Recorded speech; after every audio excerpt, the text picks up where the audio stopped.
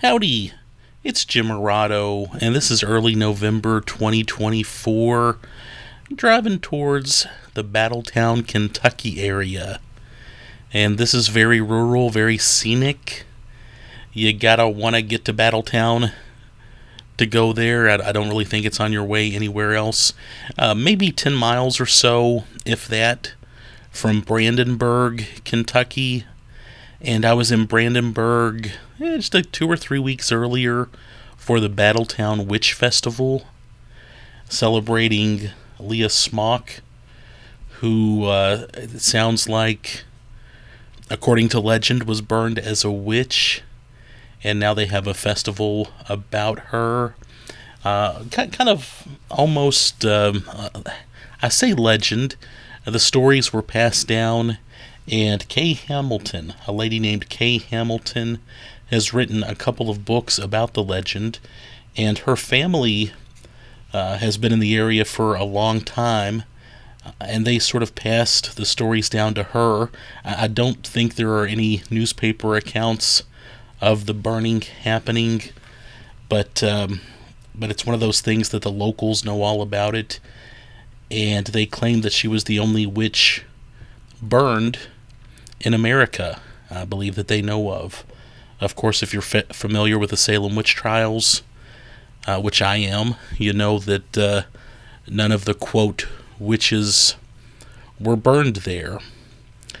Pretty much all were hanged. A couple of other things happened, but no witches were burned. No witches were actually burned in Salem. But Leah Smock apparently was burned in Battletown. And like I mentioned, Kay Hamilton has written a couple books. She used to work for the elementary school. It closed in 2012, and she wrote a book, A Ghost in Our School, the true story of Battletown Elementary. And she does connect it to Leah Smock.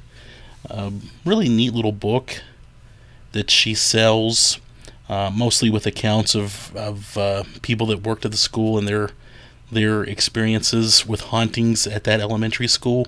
We'll stop by the elementary school here in a moment and just look at it. It's private property. I did not go in or anything like that, but I did pull in just to get a quick look at it. And then she also wrote a book, Burned as a Witch, The Legend of Leah Smock. And that's probably the best book you can buy about the Battletown Witch. As I mentioned, several of her family members were sort of the keeper of the tales, and they kind of have passed the legends down, and she's written about it. There's another book out there, and I think it might even be called The Battletown Witch, and it's somewhat mistitled in my opinion. It's probably 80 to 90% a history of witchcraft, and maybe 20% the telling of the Battletown Witch story. It's not a bad book, but if you're going to just buy one book on the Battletown Witch, hunt down Kay Hamilton's Burned as a Witch. That's definitely the one that you want to get, probably just the best source material, or the closest you're going to get to source material at this point. And even in the other book, I believe they use Kay Hamilton. Well, they use Kay Hamilton as probably their primary source on the story. And just for what it's worth, we just passed the elementary school. I don't think I filmed it, but I backtracked. I turned around at the post office and wanted to go back and look at the elementary school, just to look at it. And really, that is about all there is in Battletown. I did stop at the post office. I collect postmarks. Very friendly people at the post office. A nice little guy was happy to help me with my postmark collection. And up here at the elementary school, I believe the grave of Leah Smock is somewhere in the woods behind the school. Not totally sure about that. Apparently, it's quite a trek to hike back into the woods and find it. You definitely need somebody to help you.